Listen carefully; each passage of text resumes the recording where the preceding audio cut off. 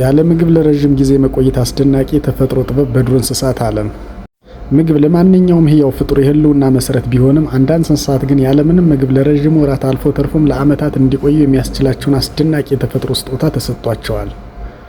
ሳይንቲስቶች እንደሚሉት እነዚህ ፍጥረታት የምግብ እጥረት የሚያጋጥማቸው ወቅት የሰውነት ሜታቦሊዝምን በመቀነስና እንቅስቃሴን በመገደብ ራሳቸውን ለረጅም ጊዜ ያቆያሉ ብለዋል።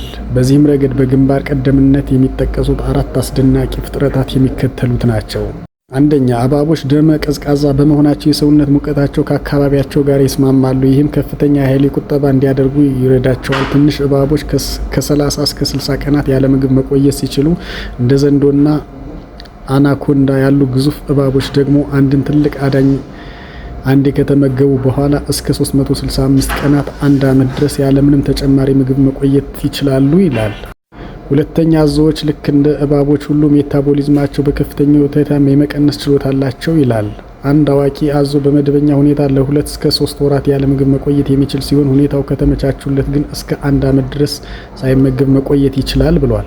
አዞዎች ይህን የሚያደርጉት በጅራታቸው ውስጥ ያከማቹትን ስብ ወይም ፋት እንደ ኃይል ምንጭ በመጠቀም ነውም ይላል።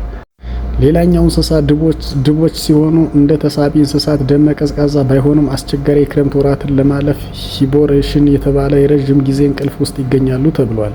በዚህ ወቅት ከ4 እስከ 7 ወራት ወይም ከ120 እስከ 210 ቀናት ያለ ምግብ ይቆያሉ ነው የሚለው። የሚገርመው በዚህ ረዥም ጊዜ ውስጥ የሰውነት ቆሻሻን ሽንትና ሰገራ አያስወግዱም ተብሏል። ይልቁንም ያከማቹትን ስብ ወደ ፕሮቲን በመቀየር ጡንቻቸውን እንዲያይዝል ያደርጋሉም ተብሏል።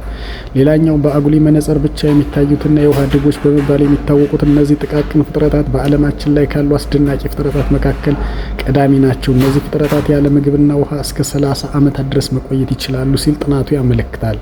ተን ወደ ተባለ የቆይታ ሁኔታ ውስጥ በመግባት የሰውነታቸው እንቅስቃሴ ወደ ዜሮ በማውረድ እጅግ አስከፊ የሆነ የአየር ንብረት ለውጦችን አልፈው የመኖር ብቃት አላቸውም ብለዋል። እነዚህን የተፈጥሮ ክስተቶች ሕይወት ያላቸው ነገሮች በአስቸጋሪ ሁኔታዎች ውስጥ እንኳ ሳይቀር ለመኖር ያላቸው አስደናቂ መላመድ ብቃት የሚያሳዩ ናቸው ተብሏል። እንደነዚህ አይነት አስደናቂ መረጃዎችን ቶሎ እንዲደርሳችሁ ሰብስክራይብ በማድረግ የቤተሰቡ አባል እንድትሆኑ ጠይቃለሁ። አመሰግናለሁ።